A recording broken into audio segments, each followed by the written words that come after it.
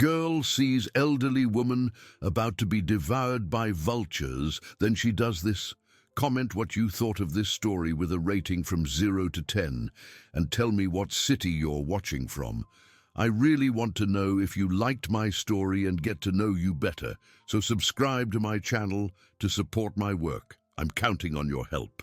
The scorching Bakersfield sun beat relentlessly on the dusty streets as Emily Smith, just 4 years old, walked barefoot on the cracked sidewalks, her small feet already calloused by the hot asphalt. The thin girl, with messy brown hair and torn clothes that seemed too big for her frail little body, rummaged through trash cans, looking for something to eat. Her large brown eyes, once bright, now reflected a deep sadness that shouldn't exist in such a young child. It was noon on a sweltering Tuesday when a desperate scream cut through the air like a sharp blade. The sound came from behind a vacant lot fenced with barbed wire, near the old road that led to the city centre. Emily stopped immediately, her little heart racing. She knew the cries of pain and despair well. She had heard many of them in her short life. Driven by an instinct she didn't understand herself, the girl ran towards the sound, stumbling on the loose stones of the ground. What she saw made her freeze in horror. Tied with thick ropes to the wire fence was an elderly lady, her grey hair dishevelled by the wind, her clothes torn and dirty. The woman screamed with all the strength she had left, while 3 black vultures pecked at her injured left leg, which was bleeding from a deep cut on her calf. "Help! Somebody help me for the love of God!" the lady cried, desperately trying to shoo the birds away with weak movements of her tied arms. Emily felt her legs tremble, but something stronger than fear pushed her forward. She started to scream in her high-pitched little voice, picking up rocks from the ground and throwing them at the vultures with all the force she could muster. "Get out of here! Go away! Leave her alone!" The vultures, startled by the unexpected noise, took flight heavily, circling above them before finally moving away. Emily ran to the fence, her small hands shaking as she tried to untie the ropes holding the lady. The knots were too tight for her little hands, but she didn't give up, pulling and forcing until she finally managed to loosen the bonds. The lady fell to her knees on the ground, breathing heavily. "My child, you saved me," she murmured in a hoarse voice, looking at Emily with tears in her eyes. It was Teresa Miller, 78 years old, a woman who had spent her entire life working hard on her small homestead on the outskirts of the city. "You're hurt, ma'am," Emily said, pointing to Teresa's injured leg. "You need to take care of that." "You're right, my child. What's your name?" "Emily." "Emily. What a beautiful name. And where is your family, child?" And the child's eyes filled with tears. "I don't have a family. I live on the streets." Teresa felt her heart ache. Leaning on the girl, she managed to get up with difficulty. "Come with me, Emily. I'll take care of this wound at home and fix you something to eat." They walked slowly down the dirt road to a small brick house with a yard full of fruit trees and a few chickens scratching freely. The homestead was simple but well kept, with an herb garden in the front and clothes hanging on a line that swayed gently in the wind. Inside the house, Teresa cleaned and bandaged the wound while Emily watched everything with curiosity. It was the first time in a long time she had been in an environment that felt like a real home. The kitchen smelled of burnt wood and had clay pots on the gas stove. "You were very brave today, Emily. A little girl like you scared away those horrible birds and saved me from a terrible situation." "Who did that to you?" Emily asked, accepting the plate of rice with beans and a fried egg that Teresa offered her. The lady's face hardened. "It was my grandson, Wesley. He wants to take my homestead, said I either give it all to him or he'll finish me off for good." "But why?" "Because I'm old and he thinks I'm useless. He wants to sell my land to a mining company that's offering good money. But this homestead belonged to his grandfather, his father. I can't just hand it over." Emily ate in silence, absorbing every word. Even at just 4 years old, she understood about bad people who hurt other people. She had learned that the hard way. "Can you let me stay here?" she asked timidly. Teresa looked at this small, unprotected child who had risked her own safety to save her. "Of course you can, my dear. You can stay as long as you want. You saved me today, and now it's my turn to take care of you." That night, Emily slept in a real bed for the first time in months, covered with a clean, warm blanket, but her dreams were disturbed by confusing nightmares, figures running, desperate screams, the sound of a speeding car. She woke up several times in a cold sweat, calling for someone whose face she couldn't clearly remember. The next morning, while helping Teresa feed the chickens, Emily showed something that impressed the old woman. She picked up a piece of paper used as a bread wrapper and started writing her own name with a pencil she found. "My goodness!" exclaimed Teresa. "Where did you learn to write, child?" Emily stopped, confused. "I don't know. I've always known." "But you're only 4 years old, and you speak differently from the kids around here." It was true. There was something in the way Emily spoke, a different intonation, words that weren't common for a local street kid. Teresa began to suspect there was something very strange about this girl's story. That's when she heard heavy footsteps approaching the wooden gate. Her blood ran cold as she recognized the tall, intimidating silhouette of Wesley Miller, her 32-year-old grandson, standing there with a furious expression on his sunburnt face. "Grandma Teresa, what the hell is this? Who's this dirty brat you brought home?" Wesley Miller strode across the yard with long steps, his small, dark eyes fixed on Emily with a rage that made the girl instinctively hide behind Teresa. The man was tall and thin, with muscular arms from hard work. But there was something cruel in his expression that made him frightening even to the neighborhood adults. "This girl helped me yesterday, Wesley. If it weren't for her, I'd still be in a very bad way," Teresa said, trying to keep her voice steady despite the fear she felt for her own grandson. "Helped? Helped how?" Wesley spat on the ground, showing contempt. "Grandma, you're really going senile. You can't just pick up any street kid and bring them here. This one's probably full of diseases, of worms." Emily clutched Teresa's skirt even tighter, feeling her heart beat erratically. She knew this tone of voice, this way of looking. It was just like the bad men she had met on the streets, who yelled and hit for no reason. "She stays," Teresa said with a determination that surprised even herself. "This girl has a good heart and deserves a roof over her head." Wesley let out a bitter laugh. "A good heart? Grandma, you don't even know this kid. Where did she come from? Who's her family? She could be a criminal's daughter, anything. Besides, you barely have enough money to support yourself. I have my social security and the fruit from the homestead. It's enough for both of us. Our homestead, Grandma. Ours!" Wesley slammed his fist on the wooden table in the yard. "And I've already told you that you need to sell it soon. The mining company is offering good money, but the offer won't last forever. I will never sell your grandfather's land, Wesley. How many times do I have to repeat that?" Wesley's face turned red with anger. He approached his grandmother, forcing her to take a few steps back. "You will sell it, and you'll kick this brat out of here today. I don't want to see this girl in this house anymore. I'm not kicking her out, and I'm not selling the homestead," Teresa repeated, even with a trembling voice. Wesley looked at Emily with such hatred that the girl felt like running. "Listen here, you pest. If I come back tomorrow and you're still in this house, you'll regret it, and so will Grandma Teresa." He stormed off, slamming the gate with such force that some chickens scattered across the yard, cackling nervously. Teresa sat down heavily in a plastic chair, running her trembling hands over her face. "I'm not afraid of him, Grandma Teresa," Emily said, using the affectionate term for the first time. "Bad people always make threats." Teresa looked at the girl in surprise. There was a strange maturity in those words, as if Emily had already lived through similar situations. "You don't have to call me Grandma, my dear." "But I want to. You take care of me like you're my real grandma."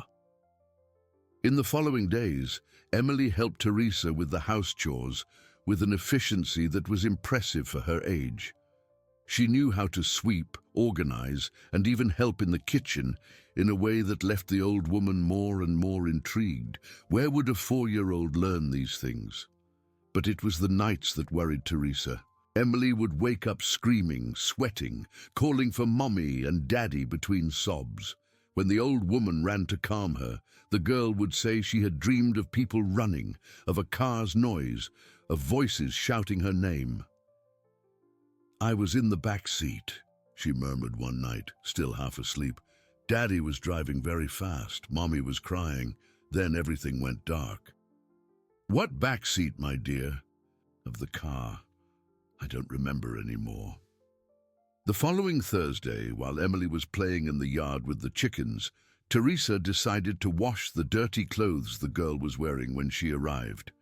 They were good quality pieces, despite being torn and grimy. While examining the faded pink dress, her hands touched something hard, sewn into the collar's lining. Carefully, Teresa undid a few stitches and found a small, delicate, and clearly expensive gold bracelet. On the clasp, there was an almost imperceptible engraving, SMS. "Emily," she called, holding the jewelry, "is this bracelet yours?" The girl looked at the object with wide eyes. "It was my mom's. She said it was mine, but I couldn't show it to anyone. It was a secret." "Why was it a secret?" I don't know. She said bad people might want to take it." Teresa felt a chill run down her spine. A street child wouldn't have a gold bracelet. And the initials SMS. If the first name was Emily, what could the other two names be? The girl spoke with a different accent, could read and write, had polite manners despite living on the streets. "Emily, what's your full name?" "Emily." "I think it's Emily Morgan, or Sterling, I don't remember right." "Emily Morgan Sterling." "Maybe. My head gets confused when I try to remember." That night, after Emily fell asleep, Teresa took the old radio and tuned into a station that broadcast news from all over the region. For 20 minutes, she listened to politics, economics, weather forecasts. Then she heard something that made her blood run cold. "The search continues for Emily Morgan Sterling, daughter of the gemstone merchant Savannah Morgan of Scottsdale. The child, 4 years old, disappeared 2 years ago under suspicious circumstances.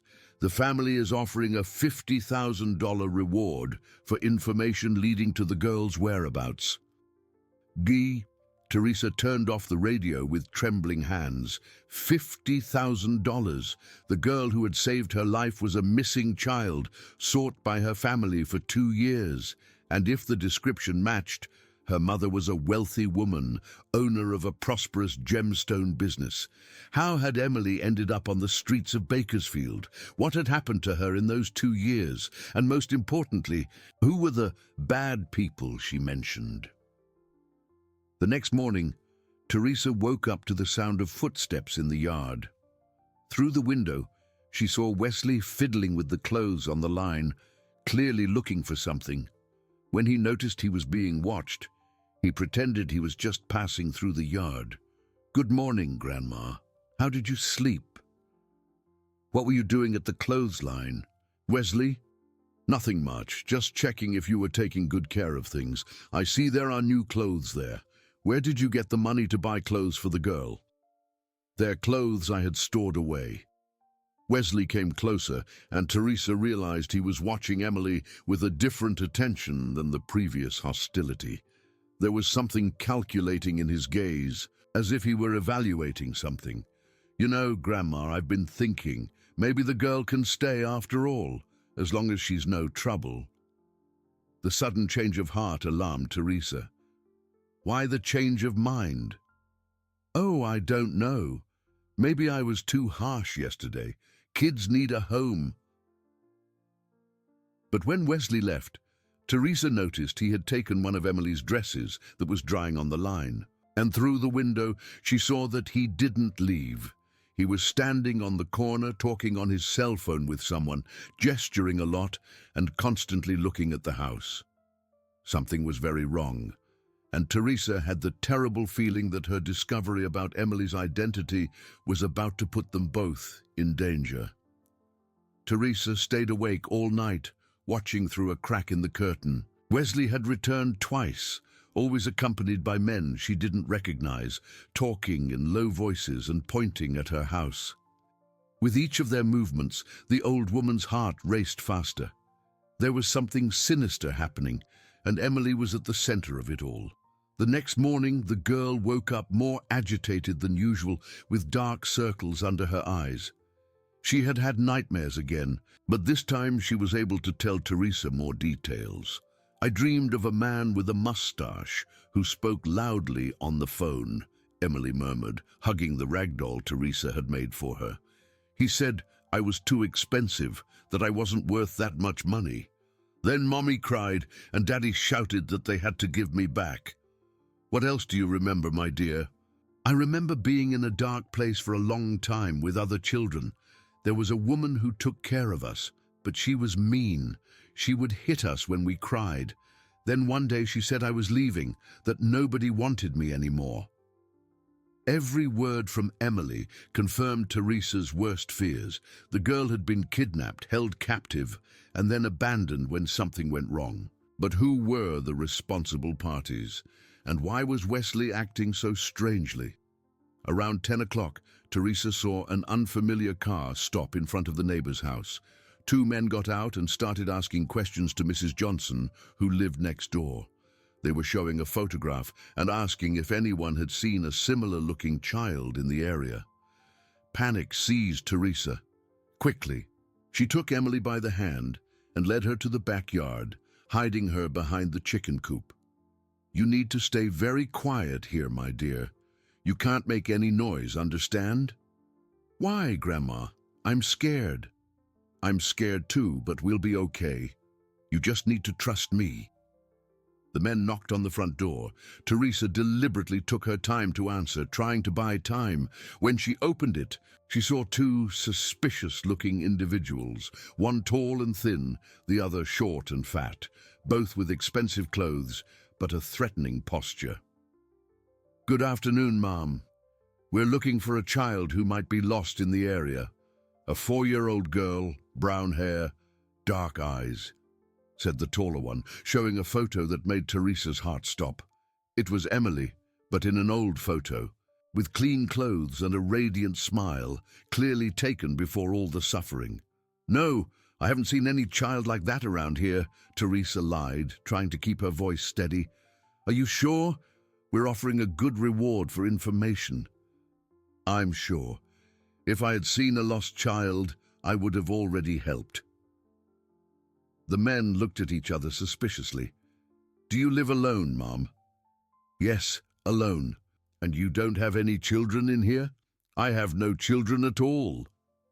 At that moment, one of the chickens in the back started making noise, clearly startled by Emily's presence hidden nearby. Teresa pretended to shoo the animal away, but she was actually trying to muffle any sound that might give the girl away. "Well, if you see anything, this is our number," the short man said, handing her a piece of paper. "The family is very worried and pays well for information." After the men left, Teresa ran to get Emily, who was trembling with fear behind the chicken coop. The girl threw herself into her arms, crying, "It was them, Grandma. It was the bad men from my nightmares." "What do you mean, my dear?" "I know them. The tall one with black hair. He gave me bad food when I was in the dark place. The other one was always on the phone and got mad at me." The revelation horrified Teresa. The men who were posing as people looking for Emily were actually the kidnappers. But how did they know she was there? Who had given them the information? The answer came in the form of familiar footsteps in the yard. Wesley appeared from the side of the house with an expression that mixed nervousness and greed. "Grandma, we need to talk, and the girl needs to hear this too." "Wesley, What have you done? I did what I had to do, Grandma. I found out who this kid is, and now things are going to change around here. He sat at the yard table as if he owned the place. This Emily here isn't just some street kid. She's the daughter of rich people, very rich. Her mother has money to burn. How did you find that out? The bracelet you found, I took it to an acquaintance of mine who knows about gold, and he said it's worth a fortune. Then it was just a matter of asking a few questions on the street, showing the girl's photo to some of the right people. Teresa felt the world spin. What photo? What right people? Oh, Grandma, you're so naive. There are people who make a living looking for lost children, and when they find them, they get a good commission from the family. Wesley, did you hand Emily over to her kidnappers? I didn't hand anyone over. I just said I knew where she was, and now they're going to pay for the information. Emily started to cry. Grandma, I don't want to go. I don't want to go back to the dark place. Calm down, my dear. You're not going anywhere. Wesley laughed. Oh, yes, she is. And you're going to profit from this too. They're offering $15,000 for the girl's location. That's enough money for you to live well and still have some left over to sell the homestead more calmly. I don't want this dirty money, Wesley, and I'm not handing this child over to criminals. You have no choice, Grandma. I've already arranged to meet them tomorrow morning. If you don't hand over the girl, they'll come and get her anyway, and then it could be worse for everyone. Teresa stood up, trembling with anger. Get out of my house now, Wesley. Get out before I do something I'll regret. Grandma, you're being stubborn. Think about it. This girl isn't our family. Her real family has money to take good care of her, and we'll be rewarded for doing the right thing. The right thing? Wesley, those men aren't from Emily's family. They're the ones who hurt her. That's not my problem. Business is business. When Wesley left, he left a clear threat in the air. He would be back the next morning with the men to get Emily.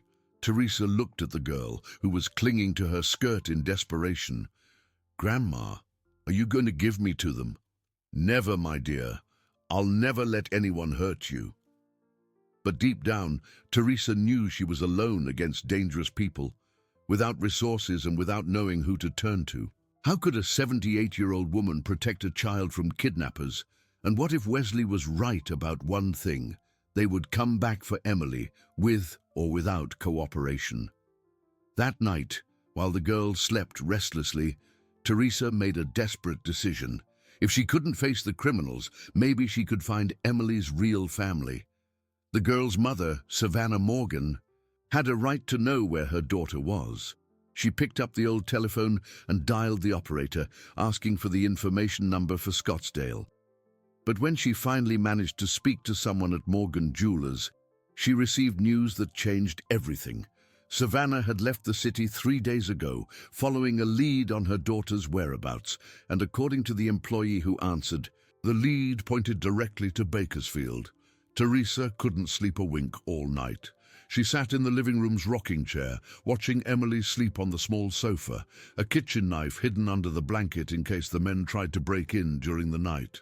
With every rustle of the wind shaking the trees, her heart pounded. At 5 in the morning, she decided she couldn't wait any longer. She gently woke Emily and started packing a bundle with the few clothes the girl had, along with some supplies. Grandma, why are we packing? We're going for a little trip, my dear, to visit some places. Is it because of the bad men? Teresa sighed. There was no point in lying to a child who had already been through so much. Yes, it is. But we'll be fine, I promise. They left through the back door, cutting through the vacant lot behind the homestead. Teresa knew those paths like the back of her hand. She had grown up in the area and knew where they could hide if necessary. They walked for almost an hour until they reached the house of Mrs. Beatrice, a childhood friend of Teresa's who lived on the other side of town. The 82-year-old woman, despite her advanced age, still had a sharp mind and was one of the few people Teresa knew she could trust. Teresa, what a surprise! And who is this little doll? Beatrice, I need your help. It's a very complicated situation. While they had coffee, Teresa told her friend the whole story, from meeting Emily to Wesley's threats and the discovery about the kidnappers. Mrs. Beatrice listened in silence, occasionally stroking Emily's hair. "My goodness, Teresa, what a mess you've gotten yourself into." "I didn't get into anything. This girl appeared in my life like an angel, and now I need to protect her." "And are you sure her mother is coming here?" "The jewelry store employee said so, but I don't know where she's staying or how to find her." Mrs. Beatrice thought for a few minutes. "My grandson works at the bus station. I can ask him to keep an eye out, see if a woman from Scottsdale has arrived in the last few days looking for a lost child." That's when Mrs. Beatrice's phone rang. It was her grandson Charles, who worked at the bus station's information desk, calling to tell her about some strange activity happening in town. "Grandma, there are some men here asking about a woman who came from Scottsdale. They're offering money to know where she's staying. I found it very strange." Mrs. Beatrice turned pale. "Charles? What kind of men?" "Some suspicious-looking guys. They said it's for a family surprise, but I didn't believe a word of it." When she hung up, despair took over Teresa. "Beatrice, they're after Emily's mother too. They could hurt her." "Calm down. Let's think clearly. Charles said the woman is staying at the downtown inn. We can try to get to her before these criminals do." But as they were preparing to leave, they heard the sound of cars stopping in front of Mrs. Beatrice's house. Through the window, they saw Wesley getting out of a car accompanied by the same two men who had appeared at the homestead the day before. "How did they find out we're here?" Teresa whispered. Emily started to tremble. "Grandma, are they going to take me back to the dark place?" "No, they're not, my dear. Mrs. Beatrice, is there anywhere we can hide?" "There's the cellar. Go down quickly." They ran to the back of the house, where Mrs. Beatrice opened a trap door disguised under a rug. It was a small cellar where she stored preserves and old tools. Teresa went down first, then helped Emily. "Stay quiet. I'll see what they want." Down there in the dark and silence, Teresa hugged Emily as they listened to the men's voices talking to Mrs. Beatrice. "Ma'am, we're looking for your friend, Teresa Miller. We know she was here." "I don't know what Teresa you're talking about. You're lying. Her car was seen on your street." "I don't have a car, sirs, and I don't know anyone by that name." "Wesley, your grandmother is hiding here. There's no point in wasting time." It was then that Teresa heard her own grandson's voice. "Grandma Beatrice, I know my grandma is here. She brought the girl, didn't she? Look, we don't want to hurt anyone. We just need to talk." "Mr. Wesley, I don't know what you're talking about." "Look, ma'am," the tall man's voice became threatening. "We can do this the easy way or the hard way. The girl your friend is hiding needs to go back to her family. We're here at the mother's request. If you're family, why don't you go to the police? Because it's a delicate situation. The child was taken by the father in a separation dispute, and now the mother wants her back." Mrs. Beatrice wasn't buying the story, but the pressure was mounting. "Even if I knew something, I wouldn't hand a child over to strangers." "You're making a big mistake, ma'am," said the short man. "We'll search this whole house if we have to." In the cellar, Emily whispered in Teresa's ear, "Grandma, I remember his voice. He was the one who took me from my house. He was with the driver who stopped Daddy's car." The revelation made Teresa's blood run cold. Emily was remembering more details of the kidnapping. "What else do you remember, my dear?" "I remember they stopped our car on the road. Daddy tried to run, but they were faster. Mommy was screaming my name. Then they put me in another car and took me far away. Every word confirmed that those men were not relatives or people sent by the family. They were the kidnappers themselves, and now they were trying to recapture Emily." Upstairs, the men were losing their patience. They started searching the house, opening closets, looking under beds, searching every corner. With every step that brought them closer to the trap door, Teresa felt her heart beat faster. That's when they heard another car arriving in front of the house. Running footsteps, shouting voices. Someone was fighting outside. "Let go of my friend right now!" It was a woman's voice, firm and determined. "Who are you, ma'am? I'm Savannah Morgan, and I know you kidnapped my daughter." Teresa and Emily looked at each other in the cellar. The girl's mother had arrived. "Ma'am, I think there's a misunderstanding," the tall man said, clearly surprised. "There's no misunderstanding. I received information that you are looking for my daughter Emily, and I know you are not police officers or family members. How can you be so sure?" "Because I am the family, and because I've already identified you from the security footage of the hotel where my daughter was kidnapped 2 years ago." The silence that followed was tense. The kidnappers had been unmasked, but now the situation was even more dangerous. They could no longer pretend to be people trying to help.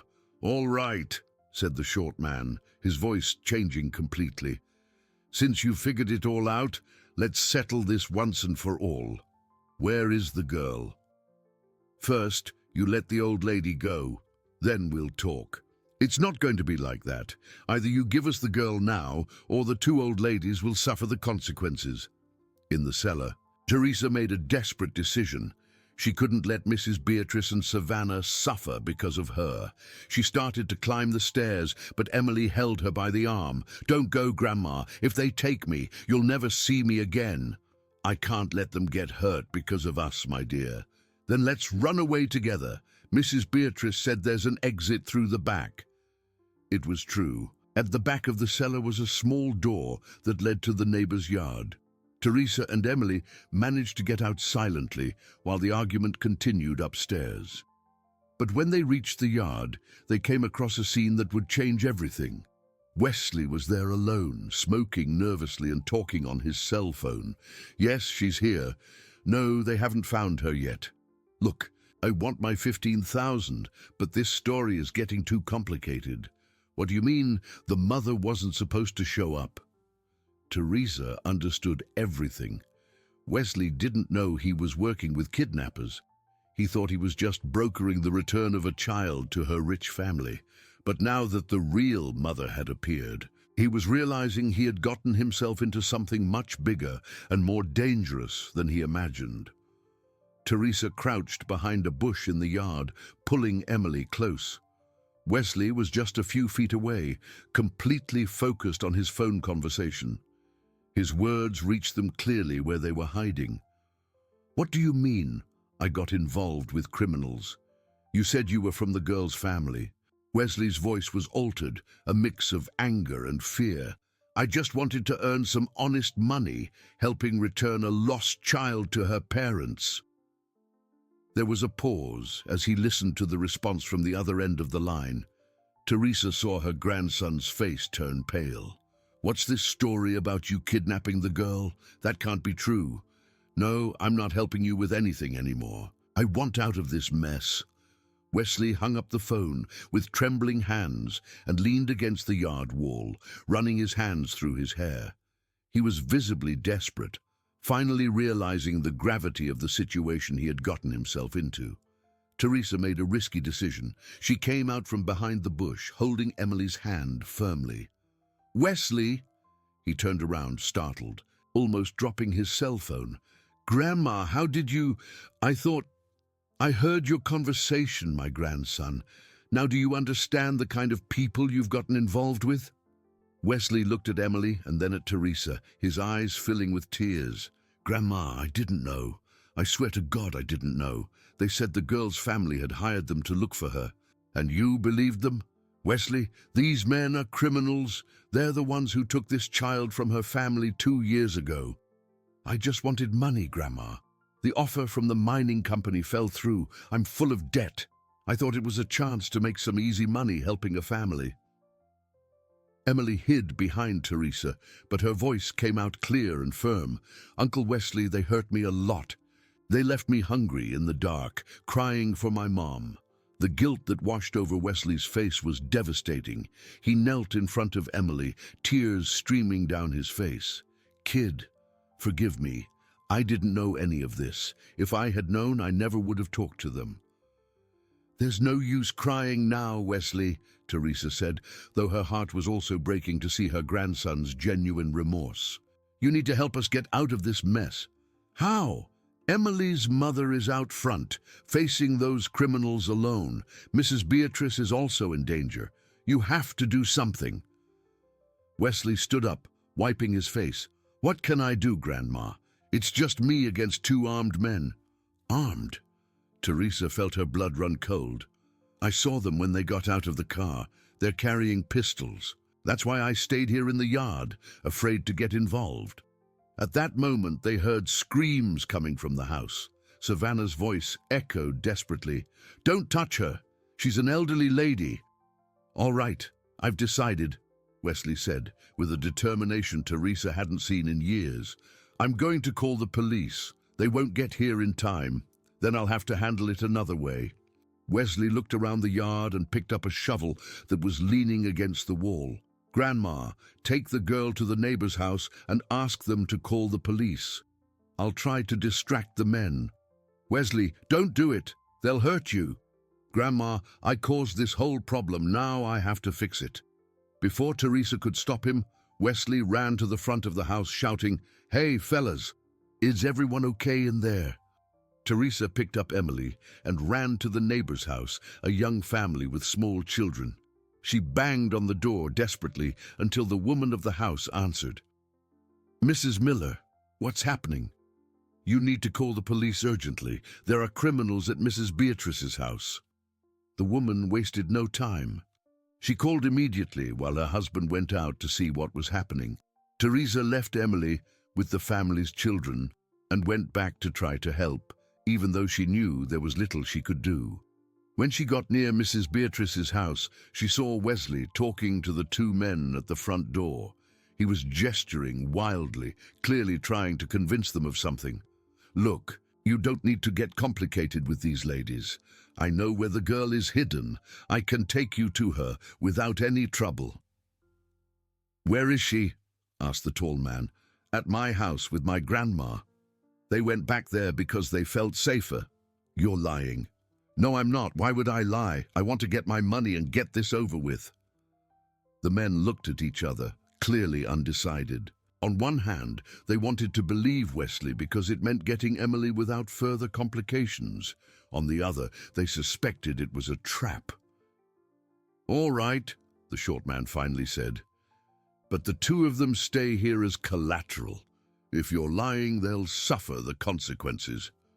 "That's not necessary. I can prove I'm not lying." Wesley took the gold bracelet he had taken from Emily's clothes out of his pocket. "Look at this. It's the girl's bracelet. If she wasn't with me, how would I have this?" The sight of the bracelet made the men's eyes gleam with greed. It was proof that they had really found Emily. "Very well, but only one of us will go with you. The other stays here to watch the women." "Deal." Teresa saw Wesley walk away with the tall man heading towards the homestead. Her heart broke, realizing her grandson was truly trying to protect everyone, even risking his own life. But she knew that when they arrived at the homestead and didn't find Emily, Wesley would be in mortal danger. Inside Mrs. Beatrice's house, Savannah was being watched by the short man, while the elderly lady remained seated in her chair, pretending to feel unwell to not raise suspicion about the seller. "Mom, where is my daughter?" Savannah asked, trying to stay calm. "Your daughter is safe. You'll be reunited soon." "Why did you do this? Why take an innocent child?" "Business, ma'am, nothing personal." "Business? You destroyed my life. I spent 2 years looking for my daughter, not knowing if she was alive or dead. You should have paid the ransom when we asked. Then none of this would have happened." Savannah remembered the phone call she had received a few days after Emily's disappearance. Men demanding an absurd amount of money, threatening to hurt the girl if she involved the police. She had tried to gather the money, selling part of her jewelry business, but when she got the amount, the kidnappers never contacted her again. "You disappeared. I gathered the money, but you never called again." "There were complications. The girl got sick. She was a lot of trouble. It wasn't worth keeping her anymore. So you abandoned her. a 2-year-old child, abandoned. Duck, we left her in a place where someone could find her. It was the best we could do. The coldness with which the man spoke about abandoning Emily made Savannah feel a rage she had never experienced. Her daughter had spent 2 years suffering because of the greed of these criminals. At that moment, the man's phone rang. It was his accomplice calling from the homestead. "So, did you find the girl?" "There's no one here. The house is empty." "What do you mean, empty?" "The kid tricked us. There's no girl here." Savannah and Mrs. Beatrice looked at each other, realizing Wesley was in danger. The short man hung up the phone with a furious expression. "Your godson tricked us. Now you two are going to pay for it." Just then, they heard the sirens of the police approaching. The man became desperate, running to the window to see how many patrol cars were arriving. Damn it! Someone called the cops. Savannah seized the moment of distraction. She ran to the front door and started screaming, "Here! He's in here! He has a gun!" The man tried to reach her, but Mrs. Beatrice, even at 82, managed to stick her foot out in front of him, making him trip and buying Savannah a few precious seconds. When the police stormed the house, they found the man trying to escape through the back, but he was quickly subdued and arrested. Savannah was finally free, but her biggest worry remained the same. Where was her daughter Emily? While the chaos unfolded at Mrs. Beatrice's house, the atmosphere at Teresa's homestead was growing more tense. Wesley paced nervously around the small living room, pretending to look for Emily, while the tall man watched him with growing suspicion. "Where's the girl? You said she was here." "She must be hiding. She's afraid of strangers," Wesley lied, opening empty closets and looking under the bed. "Emily, come here. There's someone who wants to meet you." "Stop the charade. There's no child in this house." The man pulled out his pistol, pointing it directly at Wesley. "You tricked us. Now you're going to tell me where she really is, or you're going to get hurt." "I swear I don't know where she is. My grandma must have taken her somewhere else when she heard you were coming." "Liar." The man hit Wesley on the head with the butt of the pistol, and he fell to the floor, groaning in pain. "I'll give you one more chance. Where is the girl?" Wesley tried to get up, blood trickling from a cut on his forehead. At that moment, he realized he might not get out of this situation alive. All the greed that had motivated him before turned into deep regret. "If I knew, I would have told you. But I can try to find out. My grandma has a few places she usually hides when she wants to be alone." The man's phone rang. It was his accomplice from Mrs. Beatrice's house. "Everything went wrong here. The police arrived. Charlie was arrested." "What do you mean he was arrested?"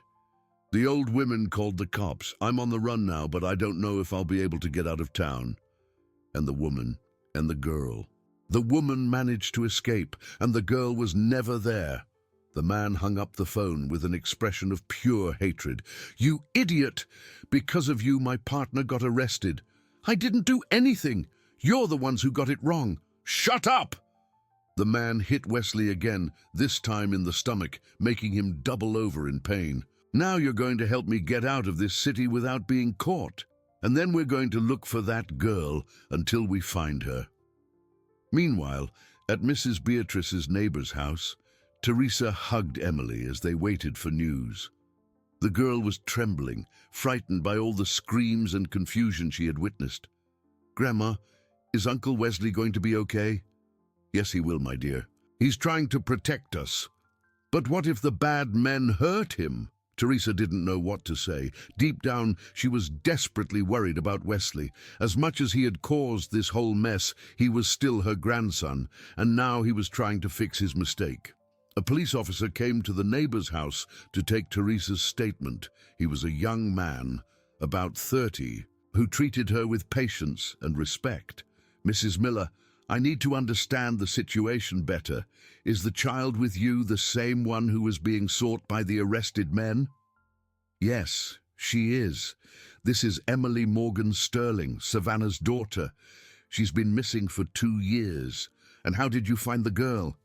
Teresa told the whole story, from the moment Emily saved her from the vultures to the discovery of the child's identity. The officer wrote everything down carefully. "And your grandson, where is he now?" "He went with one of the criminals to my homestead. He tried to trick them to protect us, but I'm afraid they've discovered the lie. We'll send a team there right now." At that moment, Savannah came running to the neighbor's house. When she saw Emily, her world stopped. It was 2 years of suffering, sleepless nights, guilt, and despair that were finally coming to an end. "Emily, my daughter." Emily looked at the woman with wide eyes. There was something familiar in that voice, that face, but her memory was still confused by the trauma she had suffered. "Are you my mommy?" "Yes, I am, my dear. I'm your mommy who never stopped looking for you." Savannah knelt in front of her daughter, tears streaming down her face. "You've grown so much. You're so beautiful." Emily hesitated for a few seconds, then ran into Savannah's arms. The hug that followed was filled with 2 years of longing, pain, and unconditional love. "Mommy, I knew you would find me," Emily murmured in her mother's ear. "Every night I dreamed you were looking for me. And I was, my daughter, every day since you disappeared." Teresa watched the reunion with tears in her eyes, but also with a heavy heart. She knew that this moment meant she would soon lose the girl she had learned to love as a granddaughter. Savannah turned to Teresa. "Ma'am, I don't know how to thank you for what you did for my daughter. You saved her life. She saved my life first. Emily is a very special girl." "Mommy," said Emily, holding both women's hands, "Grandma Teresa took care of me when I was scared. Can she come live with us?" The girl's innocent question deeply touched both Savannah and Teresa. There was something pure in that desire to keep the people she loved close. "We'll talk about it, my dear," Savannah said, looking at Teresa with genuine gratitude. Just then, news arrived from the homestead. A police car had found Wesley tied up in the yard, bruised but alive. The criminal had fled, but the police were searching the entire city. "Your grandson is at the hospital," and the officer informed them. "He took a few hits, but his life is not in danger. Do you want us to take you to visit him?" "Yes, I do." Savannah hesitated. "Teresa, can I go with you?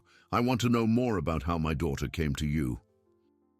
At the hospital, they found Wesley with his head bandaged, but conscious and repentant. When he saw Emily enter the room, his face filled with shame. "Kid, forgive me.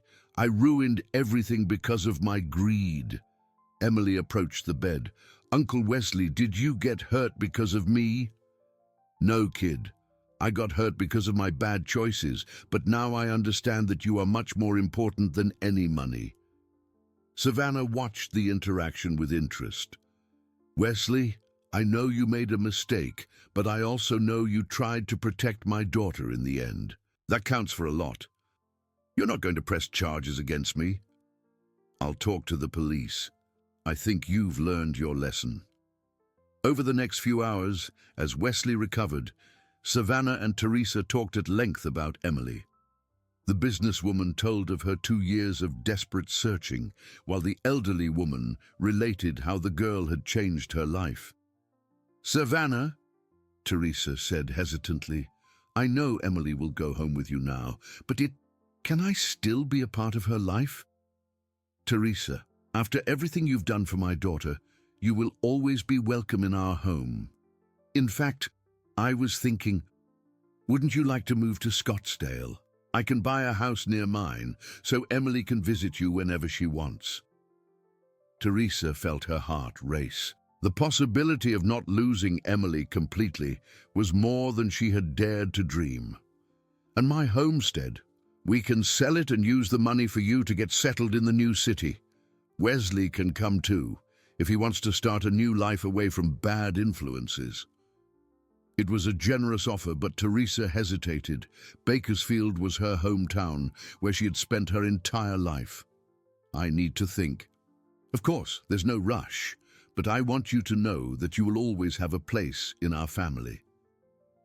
That night, as they slept at the hospital, Savannah and Emily on a makeshift cot, Teresa in a chair next to Wesley, the old woman thought about how her life had completely changed in just a few days. She had saved a child, discovered this child was special in ways she never imagined, faced criminals, almost lost her grandson, and was now being invited to start a new life in a new city. But there was something that still bothered her deeply. A strange feeling that there were more mysteries about Emily to be discovered. 3 days had passed since the reunion. Savannah had decided to stay a few more days in Bakersfield to handle the legal procedures and allow Emily to gradually say goodbye to Teresa. The girl was visibly confused by all the changes, sometimes clinging to her mother, other times seeking the comfort of the woman who had taken her in. Wesley had been discharged from the hospital and was helping to organize his grandmother's belongings. His attitude had completely changed. He now showed genuine gratitude and affection for Teresa, as if almost losing his grandmother had made him realize how important she was. On Thursday morning, Savannah showed up at the homestead with an unexpected proposal. "Teresa, I spoke with my lawyer in Scottsdale. He said I can legally adopt you as my grandmother if you agree. That way, Emily would have an official great-grandmother and you would be part of our family forever." The proposal moved Teresa, but also confused her. "Savannah, this is very generous, but I don't understand why you want to do this." "Because Emily loves you, and because I see in the way you care for her the same love a real grandmother would have. Besides..." Savannah hesitated. "Besides, I lost my mother when Emily was only 6 months old. My daughter grew up without knowing a grandmother's affection. Now that she has found that in you, I don't want to take it away from her."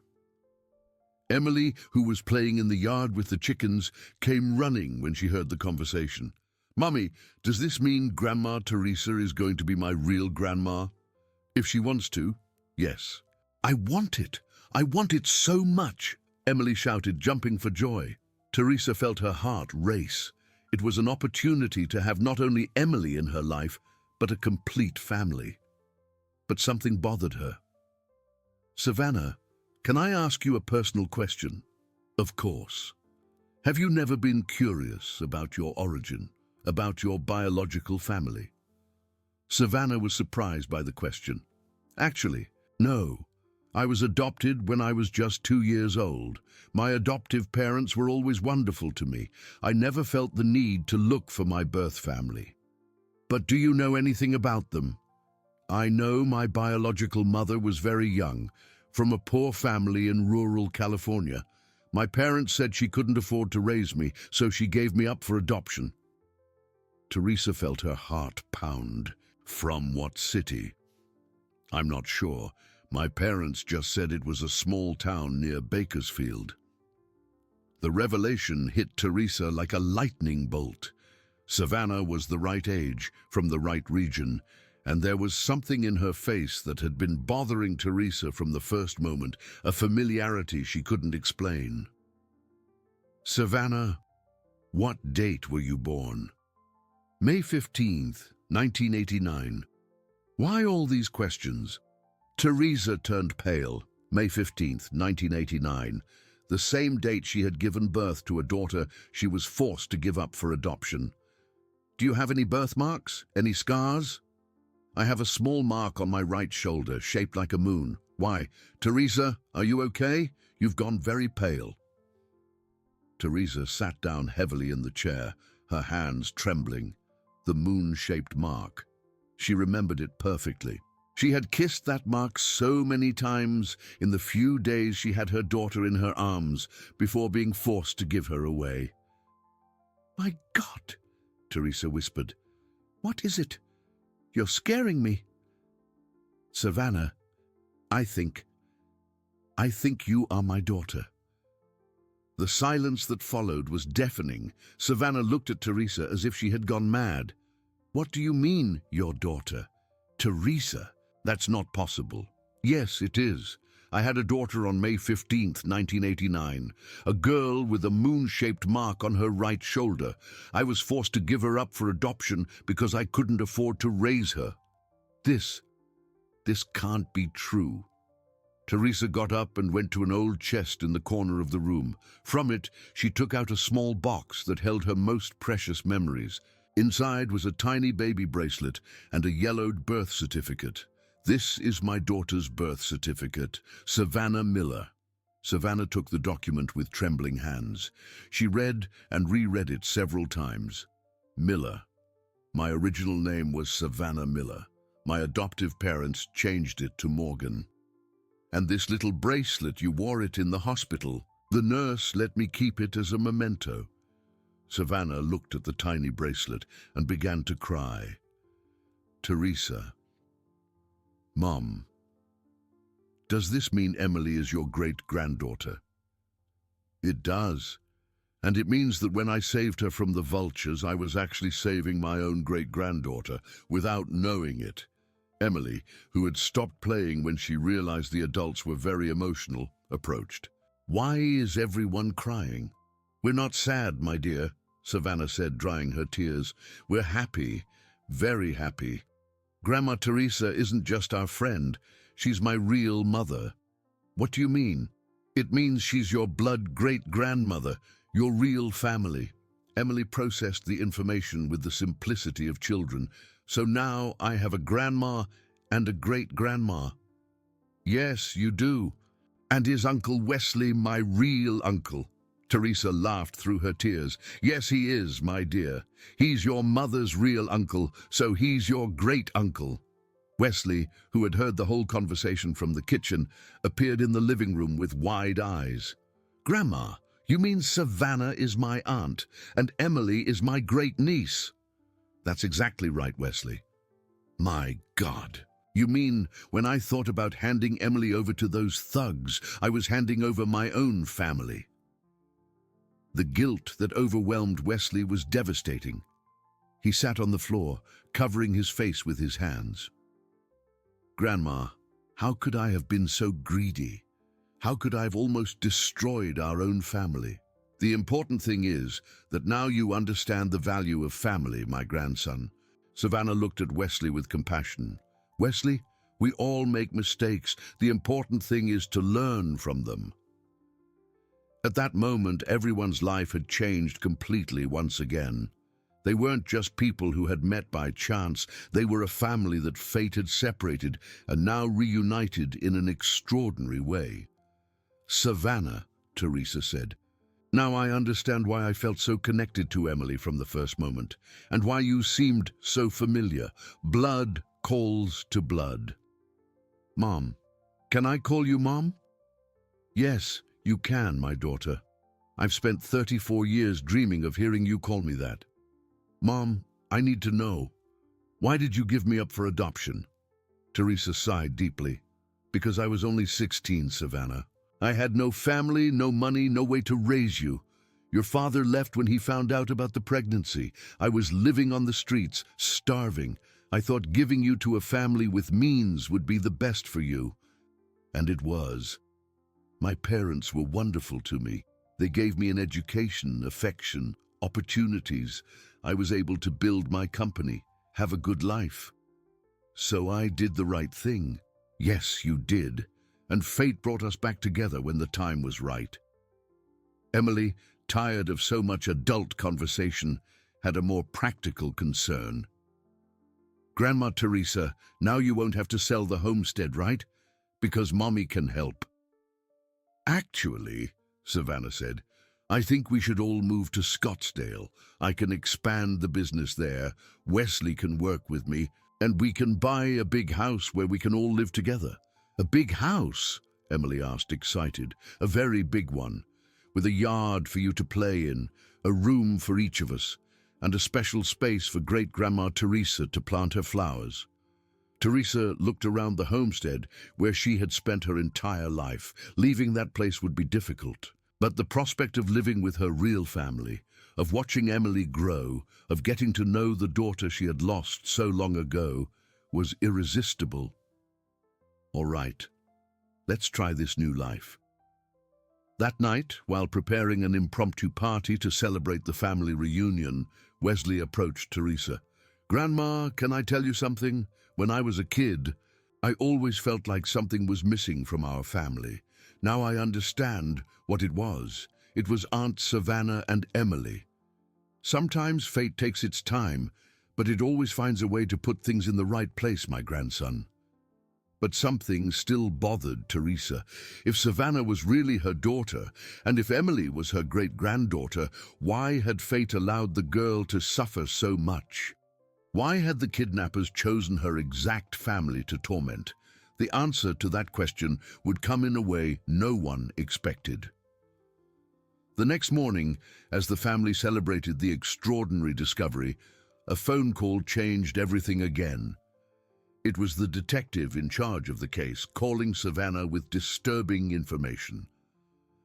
"Mrs. Morgan, I need to speak with you urgently. We've discovered something important about your daughter's kidnapping." "What did you discover?" "I'd rather explain in person. Can you come to the station this morning?" Savannah hung up with a worried expression. "Teresa." "Mom, the detective wants to talk to me about something related to Emily's kidnapping." "Do you want me to go with you?" "Yes, I do. I think it will be better to have support." They left Emily playing with Wesley at the homestead and headed to the police station. Detective Harding, a 50-year-old man with a serious expression, received them in his office. "Ladies, what I'm about to tell you may be shocking. We interrogated the criminal we arrested yesterday, Charlie Evans, and he revealed disturbing details about the kidnapping." "What details?" Savannah asked, squeezing Teresa's hand. "The girl's kidnapping was not random. It was ordered." "What do you mean, ordered?" "Someone paid the kidnappers to specifically take Emily. It wasn't an opportunistic crime. It was planned." Savannah turned pale. "Who would do something like that?" "That's what we're trying to find out. Charlie said they received detailed information about the child's routine, about the places they frequented, about the best times to act." "Information from whom?" "From someone who knew the family well, someone close." Teresa felt a chill run down her spine. "Detective, are you suggesting that someone Savannah knew was involved?" "It's a possibility we can't ignore. Charlie mentioned they received recent photos of the child, details about the times they left the house, information that only someone very close to the family could have." Savannah began to tremble. "But who? I trusted everyone who worked with me, who came to my house." "Mrs. Morgan, I need you to make a list of everyone who had access to your house and your daughter's routine at the time of the kidnapping. Employees, nannies, relatives, close friends. It will be hard to remember everyone, but I can try." "And there's something else. Charlie said that after they abandoned the girl, they received orders to keep looking for her. Someone wanted to make sure Emily never came home." The revelation horrified both women. It wasn't just a kidnapping for money. It was an attempt to make Emily disappear forever. "Why would someone do that to an innocent child?" Teresa whispered. "That's what we're trying to find out. But there's an important clue. Charlie said the person who ordered it always talked about rights and inheritance. It might be related to financial matters." Savannah thought for a few moments. "Detective, I have a prosperous company, properties, investments. If something happened to me and Emily, everything would be inherited by my adoptive brother, Richard." "Your brother?" "Not by blood. He was adopted by the same family that adopted me a few years later, but there has always been tension between us because of the company." "What kind of tension?" "When my father died, he left the jewelry business to me. Richard got a smaller share of the estate. He always thought it was unfair, said that because he came into the family first, he should inherit the larger part." Teresa and the detective looked at each other. "Savannah," Teresa said carefully, Where was your brother at the time of the kidnapping? In Scottsdale. He was the one who helped me the most in searching for Emily. He organized searches, hired private detectives, offered rewards. Sometimes the one who organizes the searches is exactly the one who wants nothing to be found, the detective observed. Are you suggesting that that my own brother, we're just investigating all possibilities? Did Mr. Richard have access to the information that was passed to the kidnappers? Savannah started to cry. He knew our routine. He had keys to our house. He knew Emily's schedule, but I can't believe he would do something like that. Mrs. Morgan, I need you to think carefully. Was there any strange behavior from your brother after the kidnapping? Anything that seemed normal at the time but might seem suspicious now? Savannah thought carefully. Now that you mention it, Richard insisted a lot that I not involve the police at the beginning. He said the kidnappers might hurt Emily if they knew there was an official investigation. Done after. After the kidnappers stopped contacting us, he was the one who insisted the most that I accept that Emily that she wasn't coming back. He said I was torturing myself for nothing, that I needed to accept reality and move on. Anything else? He always offered to help me with the company, said I wasn't in an emotional state to make important decisions. A few times he even suggested I sell everything and go travel to forget the pain. The detective noted everything carefully. Mrs. Morgan, I'm going to need to question your brother. Can you give me his address and phone number? Of course, but if he's really involved in this, he might run when he finds out we're investigating. Don't worry. We'll act with discretion. Undine, when they left the police station, Savannah was visibly shaken. Teresa hugged her in the parking lot. My daughter, I know it's hard to accept that someone so close could have done something like this. Mom, if it's true, if Richard really ordered Emily's kidnapping, how will I ever be able to forgive him? You don't have to worry about forgiveness now. First, let's find out the truth. On the way back to the homestead, Savannah told Teresa more details about Richard. He had been adopted at age 8, when she was 5. He was always jealous of the attention she received from their parents, and when they grew up, this rivalry turned into a dispute over the family's assets.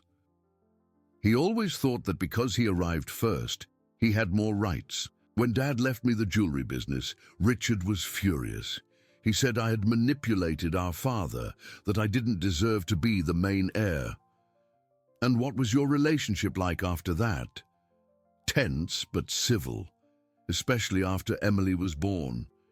He seemed to have genuine affection for the girl. He always brought her presents, played with her, offered to take care of her when I needed to travel for work. Maybe the affection was real, but greed spoke louder. When they arrived at the homestead, they found Emily sleeping in Wesley's arms, exhausted from so much playing. The man who had almost handed the girl over to criminals now protected her like a treasure. How was it at the station? He asked quietly. Teresa told him everything they had discovered. Wesley was horrified. You mean someone from her own family ordered Emily's kidnapping? It's possible. What kind of person does that to a child? The kind of person who puts money above everything else, Savannah answered bitterly. That afternoon, Savannah's phone rang. It was Richard. Savannah, I heard they found Emily. Is it true? His voice sounded anxious, but Savannah now paid attention to every intonation, looking for signs of falsehood. It's true, Richard. She's fine. Thank God. Where are you guys? I want to come get you immediately.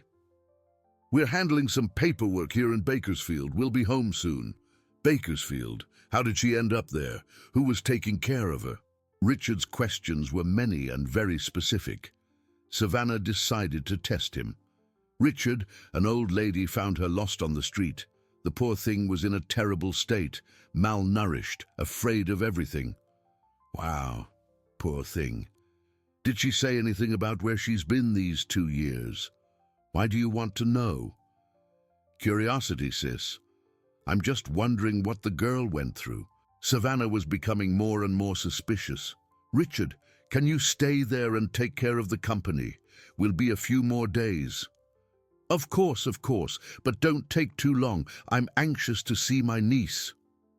When she hung up, Savannah looked at Teresa with tear-filled eyes.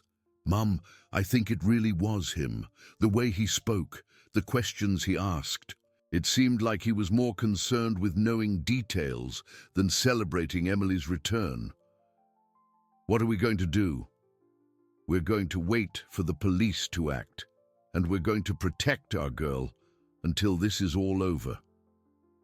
That night, as Emily slept peacefully between Savannah and Teresa, the two women talked about the next steps. They knew that difficult days were ahead, but they also knew they were not alone. They had finally found each other as a family, and nothing and no one could separate them again. 2 days later, Detective Harding called Savannah urgently. His voice was tense and worried. Mrs. Morgan, I need you to stay where you are. Do not return to Scottsdale for now. Why? What happened? We tried to approach your brother Richard for questioning, but he had disappeared. His apartment is empty, and according to the neighbors, he left in the middle of the night carrying several suitcases. Savannah felt the world spin. He fled? It seems so. And that's not all. We got a court order to examine his bank accounts. We discovered suspicious transfers to the kidnappers' accounts, always a few days before they contacted you. My God, so it really was him. There's more. Richard emptied the company's accounts last night. He withdrew almost all the available money. Savannah sat down heavily in the chair, the phone trembling in her hands. How much money? According to the bank manager, about $200,000. He used a power of attorney that you had signed a few years ago for emergencies. That power of attorney was only for emergencies. How could he do that? Legally, the power of attorney was valid. But don't worry, we've already alerted the financial system to block any further withdrawal attempts. Teresa, who was sitting next to her listening to the conversation, held her daughter's hand. Savannah, take a deep breath. We'll sort this out. Detective, Savannah said, trying to control her voice. What do we do now? First, do not return to Scottsdale until Richard is located. He is desperate and might do something foolish. Second, I'll need you to come here to sign some documents and provide more details. I can go this afternoon. Perfect. And Mrs. Morgan, I'm very sorry you had to find out this way. I know it's hard to accept that someone so close. Thank you, Detective. See you soon. When she hung up, Savannah burst into tears. Teresa hugged her as Wesley arrived from town with groceries. What happened? He asked, worried to see the two women crying. Teresa told him everything. Wesley was outraged. What kind of person steals from his own sister and also orders his niece's kidnapping? The kind who only thinks about money? Savannah replied between sobs. Now I understand why he always insisted that I forget Emily. He wanted me to believe she was, that she wouldn't come back so he could have everything. But she came back, said Wesley, and now he won't get anything else. Oh, he will, Wesley. He's already gotten a lot. He took almost all the company's money. He must have sold things without my knowledge. When I get back to Scottsdale, I'm going to find a huge loss. Emily, who was playing in the yard, came into the house and noticed something was wrong. Mommy, why are you crying? It's nothing, my dear. Mommy just got a little sad from some news. Is it because of the bad men? It's because of a bad man, yes, but don't worry. He won't bother us anymore. Will he be arrested like the others? Yes, he will, dear. Yes, he will. That afternoon at the police station, Savannah signed the necessary documents to formalize the complaint against Richard. The detective showed her additional evidence they had found. Look at this, he said, showing bank statements. 2 years ago, Richard started making regular transfers to ghost accounts, always on the eve of the kidnappers' contacts. How much did he pay them? About $50,000 over a year. Then he stopped paying, probably when the kidnappers abandoned Emily. And why did he start paying again now? Charlie said that Richard contacted them a few weeks ago, offering more money to finish the job. Apparently, he found out that Emily was alive. How could he have found out? We're still investigating, but there's a possibility. Charlie mentioned that Richard had contacts in the Bakersfield area, people who kept an eye on lost children, orphanages, shelters. Savannah felt nauseous. He was watching to make sure she never came back. It seems so.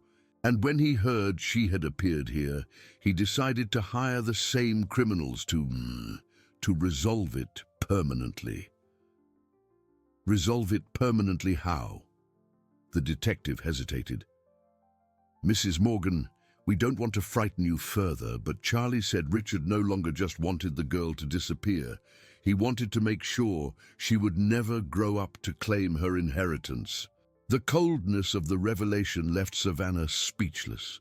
Her own adoptive brother had planned not only to kidnap, but to eliminate her innocent daughter for money. Detective, how am I going to explain this to Emily when she grows up? How am I going to tell her that the uncle she knew, who played with her, who brought her presents, actually wanted? You don't have to worry about that now. The important thing is that she is safe, and Richard won't be able to harm anyone anymore. Will he be arrested? As soon as he's located, yes. We have a warrant for his arrest for conspiracy, kidnapping, fraud, and attempted murder. When Savannah returned to the homestead, she found a scene that warmed her heart despite all the pain. Emily was teaching Teresa how to draw in the dirt with twigs, while Wesley was preparing a simple lunch on the wood-burning stove.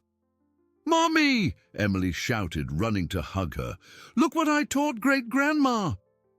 It was a simple drawing of a house with 4 figures in front, her, Savannah, Teresa, and Wesley, all holding hands, all smiling. "It's very beautiful, my dear. You draw too." Savannah took a twig and drew a large heart around all the figures. "There. Now our family is protected forever." Does the heart protect? Yes, it does. Love always protects. That night, after Emily fell asleep, the 3 adults talked about the future. Savannah was worried about her financial situation. "I don't know how much Richard managed to steal before he fled. I might have lost everything." "Savannah," said Teresa, "even if you lost money, you haven't lost what really matters. You have your daughter back. You found your mother. You have a united family." "I know, but I need resources to start over, to support Emily, to support ourselves." "I can work," offered Wesley. "I've learned several trades over my life. I can get a job anywhere." "Oh, and I have the homestead," added Teresa. "We can sell it and use the money to start something new together. I don't want you to sell the homestead for my sake." "It's not for your sake," said Teresa firmly. "It's for our family. This house served its purpose. It's where we found each other. Now we need a new home, in a new place, for our new life." Savannah looked at the 2 people she loved most in the world after her daughter. Wesley, who had almost made a terrible mistake, but redeemed himself when it mattered. Teresa, the mother she had lost and miraculously found again. "You're right. We'll start over together, but not in Scottsdale. I want to stay away from there for a while." "Where then?" "How about right here in Bakersfield? This is where our family was reunited. It could be a lucky place for us." "I like the idea," said Wesley. "I can look for work in the local mining companies." "And I can open a small jewelry store," said Savannah. "Start slow with what's left." "And I can take care of Emily while you 2 work," completed Teresa. For the first time since the discovery about Richard, Savannah smiled genuinely. "You know what? I think he ended up doing us a favor." "How so?" "If it weren't for all this mess, I never would have come to Bakersfield. I never would have found you. I never would have discovered my real family." Sometimes God even uses bad people to make good things happen, observed Teresa. That dawn, Savannah woke up to Emily calling softly in the dark. "Mommy, I dreamed about Uncle Richard." "What did you dream, my dear?" "He was far away, very far away, in a dark place, and he was crying." "Why was he crying?" "Because he was alone. No family, no one to take care of him." Emily's compassion, even towards the person who had caused so much suffering for her family, deeply touched Savannah. "Do you feel sorry for him?" "I do. It must be very sad to be alone." "It is, my dear. That's why we have to take good care of our family." "Will we always be together?" "Always." But at that exact moment, on a distant highway, Richard was driving desperately away from California, unaware that the police were setting up a roadblock that would change his destiny forever. A week had passed since Richard's escape when Savannah's phone rang at 6 in the morning. It was Detective Harding with news that would change everything again. "Mrs. Morgan, Richard has been located." "Where was he?" "In a hospital in Las Vegas. He had a car accident on the highway while trying to flee to Mexico." Savannah felt her heart race. "Is he okay?" "He's hospitalized in serious condition, but the doctors say he will survive. The important thing is that he is under police custody." "And the money he stole?" "We found part of it in the car, about $140,000 in cash. He must have spent the rest preparing his escape." "Can I get my money back?" "Yes, but it will take some time until all the legal procedures are resolved. For now, the money is seized as evidence." Savannah thanked him and hung up. When she told Teresa and Wesley the news, their reaction was a mix of relief and sadness. "At least now he can't hurt anyone else," said Wesley. "But what a sad end for a person," observed Teresa. "Alone, hospitalized, arrested, all because of greed." Emily, who was having breakfast, looked up from her plate. "Mommy, did Uncle Richard get hurt?" "Yes, he did, dear, but he's going to be okay." "Can we visit him?" The question took everyone by surprise. "Emily, why do you want to visit Uncle Richard?" "Because when people are sick and alone, they get sad. And in my dream, he was crying." Savannah looked at Teresa, not knowing what to say. How do you explain to a 4-year-old that the person she wanted to visit had tried to harm her? "My dear," said Teresa gently, "Uncle Richard did very bad things. That's why we can't visit him now. But if he did bad things because he was sad and alone, maybe a visit would make him feel better." Emily's innocent logic deeply touched the 3 adults. There was a natural wisdom in the child that constantly surprised them. "We'll think about it," said Savannah. "For now, he needs to recover first." 3 days later, Detective Harding appeared at the homestead in person. He came with important information and an unexpected proposal. "Ladies, Richard has awakened from his coma and is talking. He has confessed everything." Everything. The whole plan, how he started to resent Emily when she was born because he realized she would be the main heir when Savannah passed away. How he planned the kidnapping for months, studying the family's routine. "And did he express remorse?" asked Teresa. "A lot. He's devastated. He said he never imagined Emily would suffer so much, that he thought the kidnappers would just keep her in a safe place until he got the inheritance." "A safe place?" Savannah laughed bitterly. "My daughter was tortured, abandoned, spent 2 years on the street." He said that when the kidnappers stopped contacting him, he believed they had taken Emily to another country for a better life. He only found out she had been abandoned when Charlie told him during the first conversation to resume the service. And he still wanted to proceed? He can't quite explain that part. He says he was desperate. With gambling debts he incurred after the kidnapping, it seems he developed a betting addiction as a way to cope with the guilt. Emily was playing in the yard, but was clearly paying attention to the adults' conversation. Suddenly, she stopped what she was doing and approached. "Do you know Uncle Richard, sir?" "I do, little one." "Did he say sorry?" The detective looked at the girl in surprise. "Yes, he did, many times." "Then he's not a bad person anymore. Bad people don't say sorry." "Emily," Savannah said carefully, "sometimes people do bad things, even if they aren't really bad, but that doesn't mean we can forget what they did." "I know, Mommy, but remembering doesn't mean not forgiving." The child's words left everyone in silence. The detective cleared his throat before continuing. "Actually, there's something Richard specifically asked for. He really wants to ask for forgiveness from Emily in person. He said he can't forgive himself if he doesn't."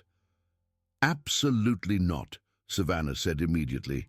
"I will not expose my daughter to him." "Mommy," said Emily, "can I listen to what the police officer wants to say?" Savannah sighed. "You may." "Emily, your uncle is very sorry for what he did. He would like to apologize to you in person, but only if you want to, and only with your mom and your great-grandma present." "Will he try to take me away again?" "No, little one, he's under arrest in a hospital. There are guards making sure he can't leave." Emily thought for a few moments. "I want to see him." "Emily," protested Savannah, "Mommy, I need to see him. In my dream, he was crying a lot. If I don't forgive him, he'll keep crying forever." "My dear, you don't have to forgive anyone. You're just a child." "But I want to forgive. Holding on to anger hurts here," she said, placing a hand on her chest. "When I forgive, it stops hurting." Teresa knelt in front of Emily. "Are you sure you want to see Uncle Richard?" "Yes, I am." "And you won't be scared?" "No. You'll be with me, and he can't take me away." "Savannah," Teresa said to her daughter, "maybe it would be good for both of them, for Richard to have a chance to redeem himself, and for Emily to have a chance to close this chapter of her life." "I don't know if I can see his face without feeling hatred." "Then let Emily go with just me and Wesley, if she wants to." The detective spoke up. "I can arrange a controlled visit in a special room at the hospital with psychologists present, limited time. When you're ready." Savannah looked at her daughter, who was watching her with big, determined eyes.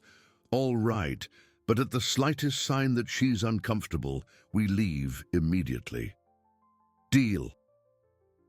2 days later, the small group headed to Las Vegas.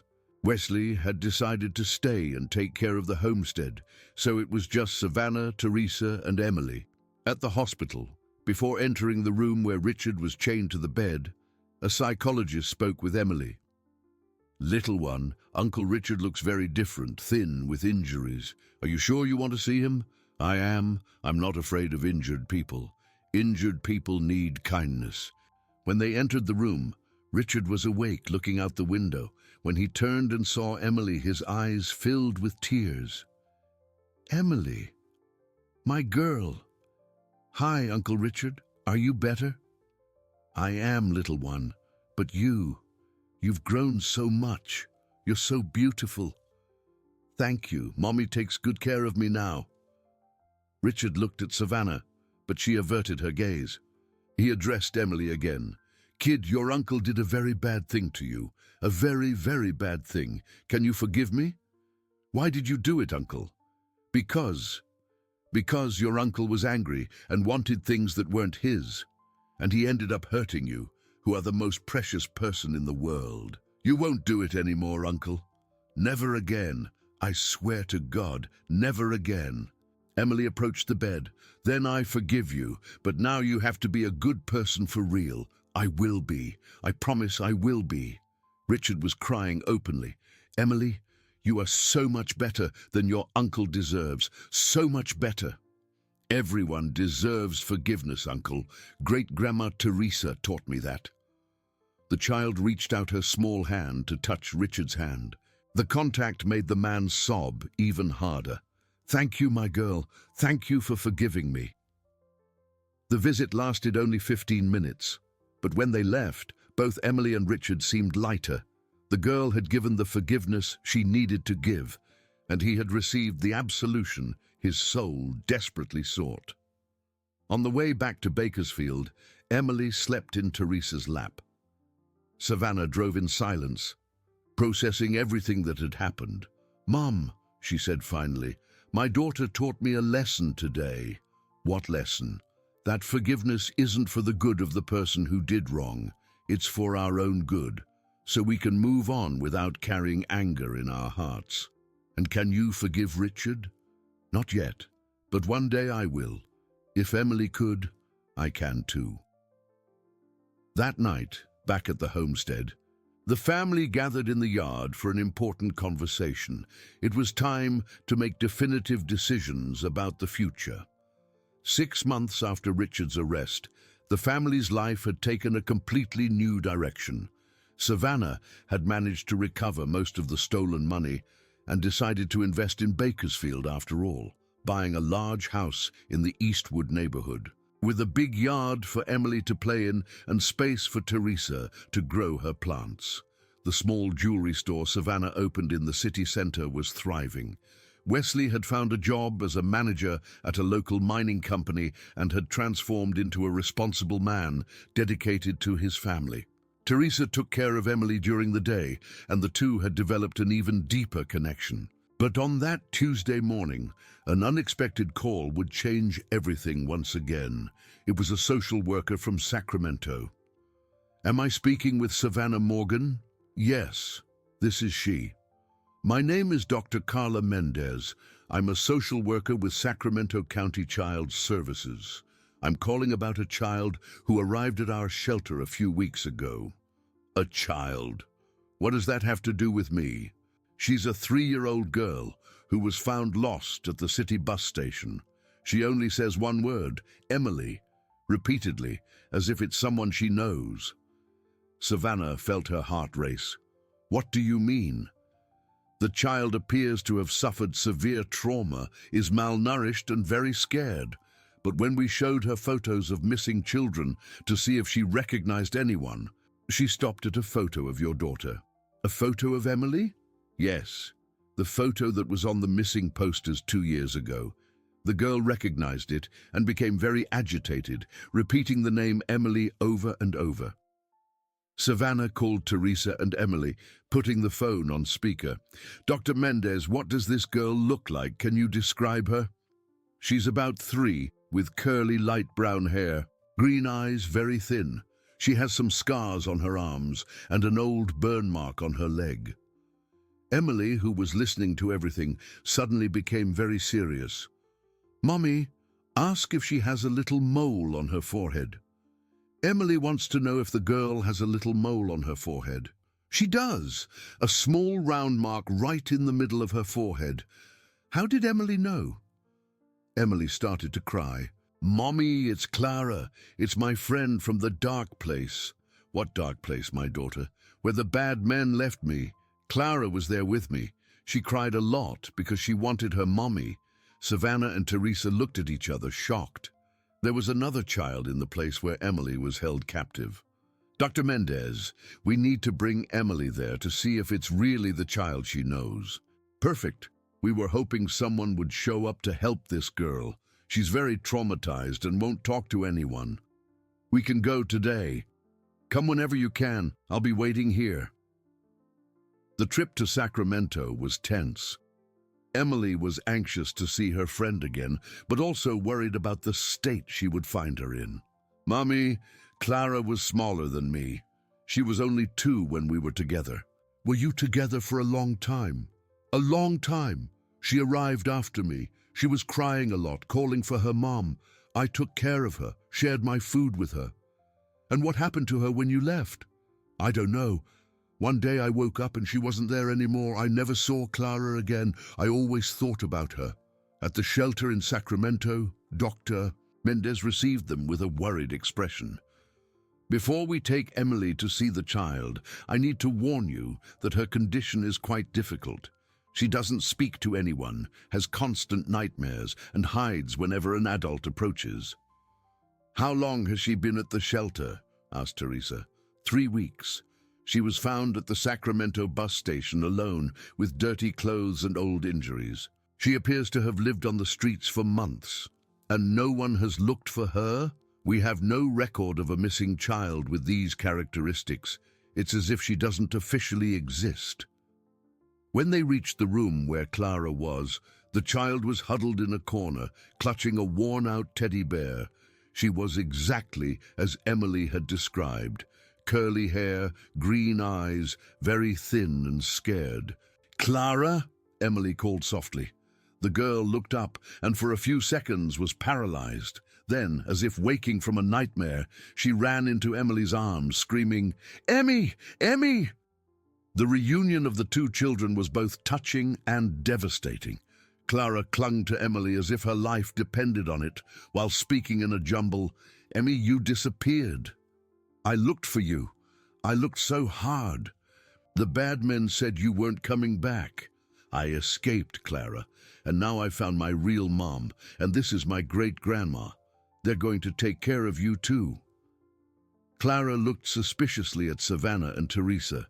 There was fear in her eyes, but also a desperate hope. "Clara," Savannah said, kneeling to the girl's level, "do you want to come live with us? You can be Emily's little sister.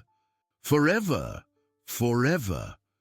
And you won't give me to the bad men? Never! We will protect you and Emily forever." Clara looked at Emily, who nodded encouragingly. "You can trust them, Clara. They are really good people." Dr. Mendez intervened.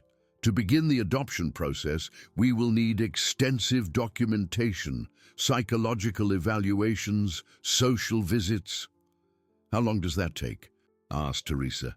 "Usually 6 months to a year, but considering that Clara clearly has a bond with Emily and that you've already been through a similar process, it might be faster." "And in the meantime, she stays at the shelter?"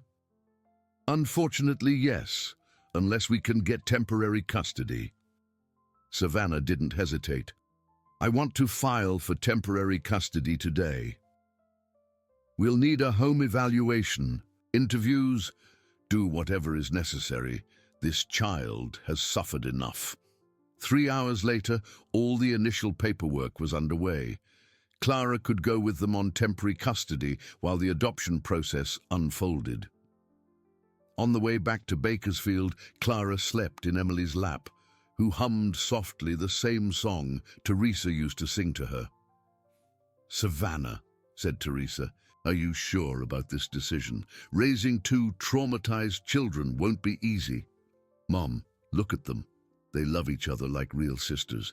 How can I separate 2 children who have already been through so much suffering together? And the financial issue. 1 more child means more expenses. The jewelry store is doing well, and if necessary, we'll manage. The important thing is that no more children will suffer alone."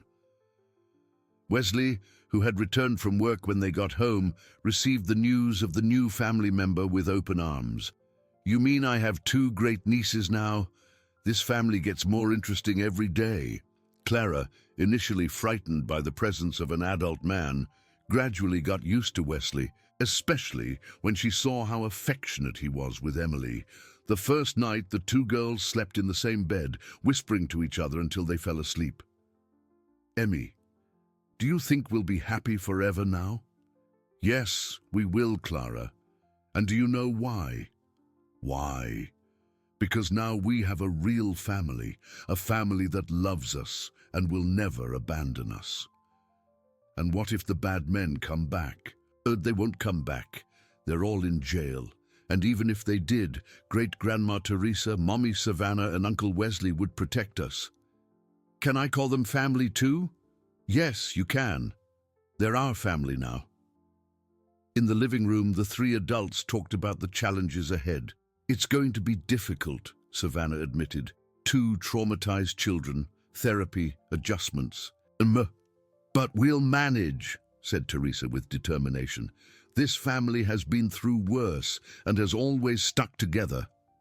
"That's true," agreed Wesley. "And looking at those two girls there, sleeping peacefully for the first time in years, I think we're on the right path." From the children's room came soft laughter. Clara was telling Emily about the drawings she used to make in the dirt when she was alone at the shelter, always imagining finding her friend again. "I drew you every day," Clara whispered, "and I drew a big house where we would live together. Now we have a real house, and tomorrow I'll show you the yard, great-grandma's plants, the chickens at the neighbor's house." "There are chickens." "Yes, and they're so funny." The two fell asleep planning the next day's games, finally sure that they had found not just a home, but a real family that would never abandon them. That night, Savannah looked out the window and silently thanked for all the events that had led her family to this point. From a terrible tragedy, something beautiful and complete had been born. A family united by love, not by blood. A year had passed since Clara joined the family. The little girl, who had arrived traumatized and silent, now ran through the yard of the new house laughing loudly, chasing butterflies alongside Emily, who at 5 had become a protective and caring older sister. Savannah's jewelry store had become one of the most respected in the region. Wesley, who now worked as a manager at a small mining company, had bought his own house near the family, but spent every weekend with them. And Teresa, at 79, had officially become the happiest great-grandmother in Bakersfield. On that special Saturday morning, the family was preparing for an event that had been planned with much love, Clara's official adoption party. All the paperwork had been finalized the week before, and now she was legally Savannah's daughter and Emily's sister. "Clara, come here and let me fix your hair," called Teresa from the living room. "I'm coming, great-grandma," replied the girl, who had adopted the same affectionate nickname Emily used. As Teresa combed Clara's curls, the girl excitedly told her about the dream she had the night before. "I dreamed I was flying like a bird, great-grandma. I flew really high and saw our house down below, and all of you were in the yard waving at me." "And where did you fly, my dear?" "Nowhere. I just flew in circles because I didn't want to leave you." Emily, who was helping Savannah arrange the sweets for the party, stopped what she was doing. "Clara, do you know that dreaming you're flying means you're happy?" "How do you know?" "Great-grandma told me. When I'm very happy, I also dream I'm flying." "Then we're two very happy people," laughed Clara. The party was to be simple, just for family and a few close friends. Mrs. Beatrice would come from her house. Detective Harding had promised to show up. And even Charles, Mrs. Beatrice's grandson, who worked at the bus station, was confirmed to attend. Around 2 in the afternoon, as the first guests began to arrive, an unknown car stopped in front of the house. A young woman, about 30, got out, accompanied by a small child. Savannah went out to greet the visitors, but recognized neither of them. "Excuse me, are you Savannah Morgan?" "Yes, I am. How can I help you?" "My name is Maria Stevens, and this is my daughter Julia. I heard you found a girl named Clara." Savannah felt her heart race. "Do you know Clara?" "I do. Clara was my daughter too." Savannah's world stopped. Clara's biological mother had appeared on the very day of the adoption's finalization. "May I speak with you?" "Of course, come in." Maria entered the house, looking around attentively. When she saw Clara playing in the yard with Emily, her eyes filled with tears. "It's her, my little Clara." "Clara? Her name is Clara. Clara Hope Stevens, but I always called her Clara." Savannah called Teresa and asked her to keep the children in the yard while she spoke with Maria. The two sat down in the living room. "Maria, I need to understand. How did Clara end up in the situation we found her in?" Maria took a deep breath, clearly preparing to tell a painful story. 2 years ago, when Clara was just 1, my husband left me. We were left with no money, no house. I tried to work, but I had no one to leave Clara with. A neighbor offered to take care of her while I worked. And this neighbor, I didn't know, but she sold children. When I got home from work one day, my daughter was gone. The woman said Clara had run away, but I knew it was a lie. Why didn't you go to the police? I did, but it was my word against hers. And I was very poor. I had no influence. No one took me seriously. And how did you know Clara was here? A few months ago, that neighbor was arrested for child trafficking. When she was interrogated, she told them about several children she had sold. She talked about a curly-haired girl who had been taken to a place where they kept kidnapped children. Savannah began to understand the connection, and Clara was in the same place as Emily. It seems so. The police told me that one of the children from that place had been adopted by a family from Bakersfield. That's how I got to you. Maria, where have you been all this time? Looking for my daughter. I sold everything I had to pay for detectives to travel following leads. When the money ran out, I started working as a housekeeper in Sacramento to support myself and continue searching. And the other child? Asked Savannah, pointing to Julia, who was playing quietly in the corner. She's my youngest daughter. She was born after Clara disappeared. At that moment, Clara ran into the living room, stopping abruptly when she saw Maria. The two stared at each other in silence for a few seconds. "Mommy," whispered Clara. "Clara, my little Clara." The girl hesitated, as if unsure that this woman was real. Maria knelt with open arms, and after a few seconds of hesitation, Clara ran to her. The reunion was emotional, but also confusing for Clara. She remembered her mother, but she was also very attached to the family that had welcomed her. "Mommy, Maria, you disappeared," Clara said, still in Maria's arms. "I didn't disappear, my daughter. I was looking for you all this time. And now you've come to get me?" The question Savannah had most feared had been asked. Maria looked at Savannah, then at Clara, clearly torn. "Clara, Mommy came to get to know you again, to see how you are." "I'm fine. Mommy Savannah, Great-Grandma Teresa, Uncle Wesley and Emily take very good care of me. And do you like living here?" "I like it a lot. And you, Mommy Maria, where do you live?" "In Sacramento with your little sister Julia." Clara looked at Julia with curiosity. "Is she my sister?" "Yes, she is. And can I meet her?" During the afternoon, while the adoption party continued in the yard, a conversation was taking place inside the house that would change everything again.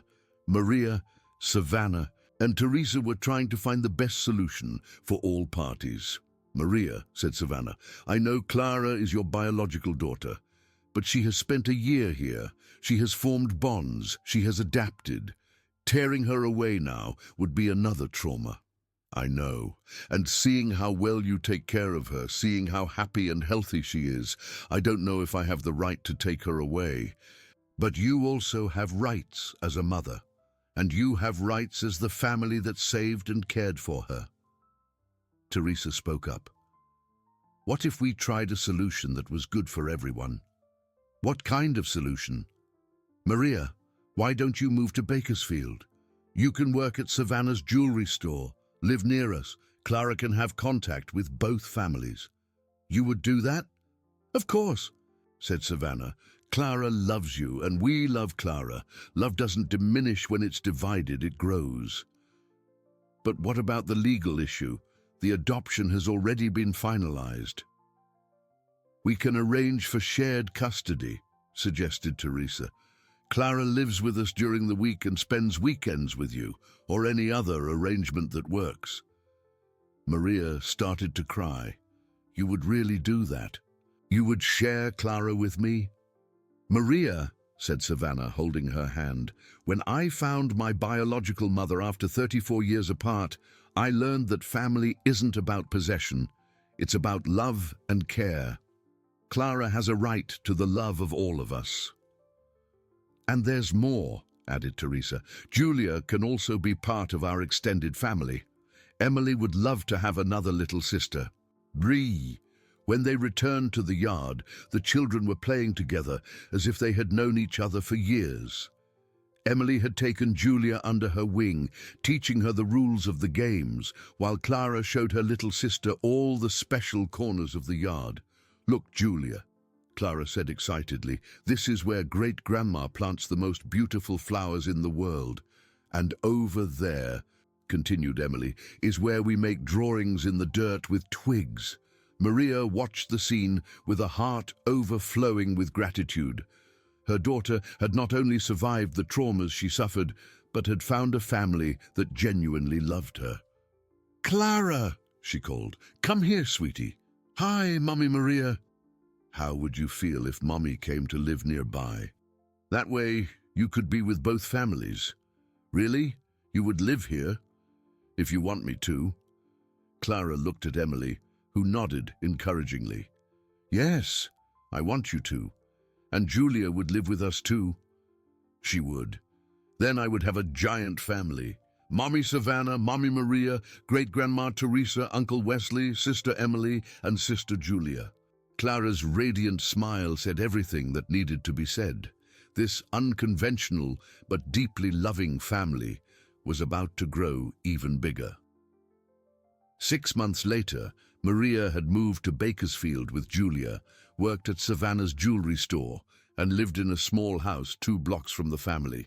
Clara divided her time between the 2 houses, but mostly she was surrounded by the love of all the people who wished her well.